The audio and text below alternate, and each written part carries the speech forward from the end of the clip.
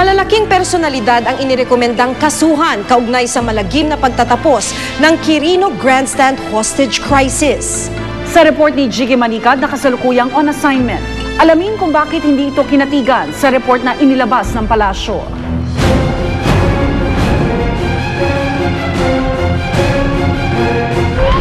In the wake of the hostage crisis at the Quirino Grandstand, your government has launched an independent and transparent investigation. I am confident that the results of the investigation will be fair, impartial, and thorough. Itong pahayag ni Pangulong Noynoy Aquino matapos ang malagim na Quirino Grandstand hostage crisis noong Agosto. Inatasang buuin ang Incident Investigation and Review Committee o IIRC para imbestigahan kung sino mga maaaring managot sa madugong insidente. Noong Setyembre, isinumite ng IIRC sa Pangulo ang kanilang report. Ilang personalidad ang inirekomendang kasuhan. Pero nitong 8 ng Oktubre, inilabas naman ng Malacanang ang kanilang pag-aaral o review sa nasabing report. Dito malinaw na hindi kinatigan ng Pangulo ang IIRC, tila inabsuelto o kaya'y pinagaan ng pananagutan ng ilang sinasabing malapit sa Pangulo. Isa si Manila Mayor Alfredo Lim sa sinasabing napagaan ng pananagutan. Yan ang sigaw ng bayan para kay Noynoy Para yan ang susunod na Pangulo ng bayan. Hayagan niyang sinuporta noon sa kandidatura si Pinoy. Iisang kanilang partido, ang Liberal Party. Si Lim ang piniling kandidato ng LP para maging alkalde ng Maynila. Sumuporta rin noon si Lim kay dating Pangulong Cory Aquino, partikular na noong may bantang kudeta taong 1987. Hinirang din siya nito bilang direktor ng National Bureau of Investigation o NBI. Sa report ng IIRC, iminungkahing sampahan si Lim hindi lang ng kasong administratibo, kundi maging kasong kriminal. Doon kay Mayor Lim, we deliberated on that, extensive yung deliberation ng committee niyan. And we decided to recommend more severe punishment, no? Yung punishment, charges actually, more severe charges kay Mayor Lim. In fact, we included criminal liability, no? Conduct of criminal investigation to determine the criminal liability of Mayor Lim. Negligence o kawalan ng sapat na pamumuno sa Crisis Management Committee, pag-utos ng pag-aresto kay Gregorio Mendoza, kapatid ng hostage taker, at pag-abandona sa command post sa mga mahalagang oras nung hostage ang mga itinuro nilang dahilan. Medyo mabigat talaga sa aming loob yung ginawa ni Mayor Lim na pinapusasan at pinaaresto at inorderan pa yung mga polis na dalhin sa Tondo si Gregorio Mendoza. Sa tingin namin, that was completely inconsistent with the protocol. Kasi nga nung panahon na yon, nag-collapse ng negotiations. Nagpaputok na si Mendoza. So dapat ang lahat ng focus doon should be on rebuilding the confidence doon sa hostage taker. Ibinaba sa simple neglect ang rekomendasyon ng Malacanang kontra sa grave neglect of duties na isa rin sa mungkahi ng IIRC. Sa totoo lang, yung mismong recommendation ng IIRC, hindi rin naman naging parang specific ang sinabi nila doon kung anong kaso na criminal case ang pwede mong i-file at nire-recommenda nilang file against Mayor Lim. At ang naging conclusion namin, again, based on sa findings of facts nila, wala nga na-establish doon na pwedeng pag-umpisahan ulit ng criminal investigation. Pero para sa ilang kritiko, malinaw ang dahilan kung bakit hindi nasunod ang rekomendasyon ng IIRC. Maliwanag na hindi lang utang na loob ang paningin niya, kakampi niya, and he likes him, and therefore he wants to protect. And he also wants to show that if you are nice to me, I'll be nice to you. Hindi totoo yun dahil sa yung pagkaka-review ng legal team sa Palace nung IRC report ay base lang din naman dun sa kung ano yung mga naging findings of facts nung IIRC, nung committee. Wala nang gusto respond na Sa panig naman ni Mayor Lim, ilang ulit na niyang pinabulaan ng pinaaresto niya si Mendoza. Tumanggi na siyang magbigay ng pahayag tungkol sa report ng IIRC.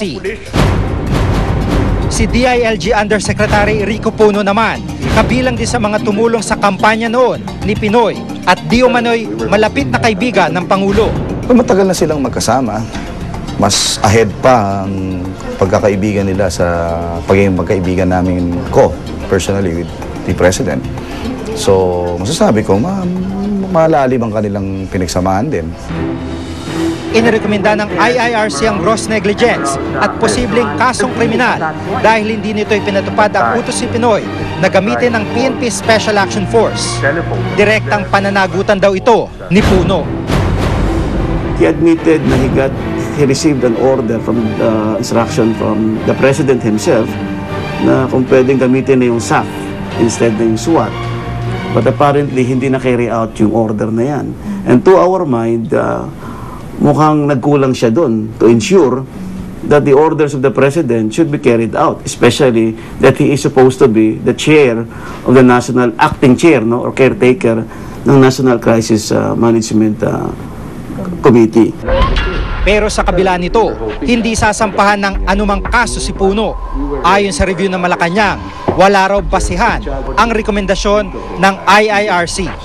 Yun kasing hostage-taking incident is talaga namang sa umpisa ay isang local incident. Meaning to say, it is very well should be handled by the local government, by the local authorities where it happened. In this case, sa Manila. So yung national level will not, that means kasi pag sinabi mong local, yung national hindi magkakaroon ng direct hand doon sa pag-handle ng hostage taking.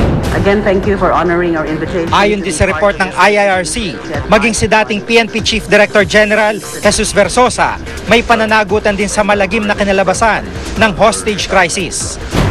Tingin namin yung 2:30 na pag-alis ni Versosa papuntang Cagayan de Oro, and we were not convinced na napakahalaga yung travel na yon. Tingin namin may pagkukulang siya doon. Mukhang na-underestimate niya. He was taking lightly the situation despite the fact na may mga involved dito na foreign nationals. At dapat kasi napaka-intense dapat nung coordination mo dito, napaka-intense dapat yung monitoring mo. Kasi nga habang tumatagal yung crisis, para tayong sinasampal sa international community. Kasi may international coverage na eh. Pero hindi ito kinatigan ng Malacanang. In a case like hostage-taking incident, minimize yung exposure ng mga higher authorities with the hostage taker because it will always tempt the hostage taker to up the ante, or so to speak, or to make impossible demands. Ang measure of closeness and loyalty ni Pangulong Aquino sa mga tauhan niya is that whether they are not only loyal but subservient, with risk everything in his favor. Yun ang ginawa ni Versosa. He turned against President Arroyo and then he showed that he is loyal to Pinoy and he will do everything. Muli itong pinabulaanan ng Malacanang. Walang kinalaman yung naging review namin sa anumang naging relasyon ng kahit na sinong tao sa Pangulo, including sa kay Rico Puno. Dahil sa ating presidente, ma-assure ko sa inyo na siya patas tumingin sa mga dapat niyang tingnan, at lalo na sa mga ganitong klase ng sitwasyon. Naging maingat man ang Pangulo sa kanyang pag-aaral ng IIRC report. Dapat daw hinayaan nitong ang korte nagpasya kung dapat bang sampahan ng kaso ang mga nasabing personalidad. Sana he will implement them, leave it to the courts. I am sure the courts, we have very able judges and they will do what should. Kung sa pananaw niya, they don't deserve to be punished, I'm very sure the court will arrive at the same conclusion if that is really the case. Told me, sir, may mga revisions. Hinigpitan daw dapat ni Pangulong Aquino ang pag-ako ng command responsibility ng kanyang gabinete na alinsunod na rin sa sarili nitong halimbawa. Dapat maintindihan natin na ito ay collective failure. Inaako naman ni Pangulong Aquino na tulad ng sinabi niya, at the end of the day, he has responsibility over the whole thing too. Kung yan ang nangyari, bakit yung punishment naging selective? Sa kabila nito, tutol man ng IIRC sa ilang pananaw ng Malacanang, tanggap nila ang desisyon ng Pangulo. To be honest, hindi naman naging happy yung members nung panel. But we expressed our respect sa decision ng ating Pangulo. But we stand by the recommendations, the findings, and the results of our own investigation and review. Kayo ang boss ko. Tuwid na landas, ito ang pangako ng Pangulo na siya mismong nagsabing tayo ang kanyang boss. Ang mapanindigan ng pangakong ito ang inaasahan ng bawat mamamayan na walang anumang pagkiling kanino man. Ako si Jiggy Manicad at itong nakatala sa aking Reporter's Notebook.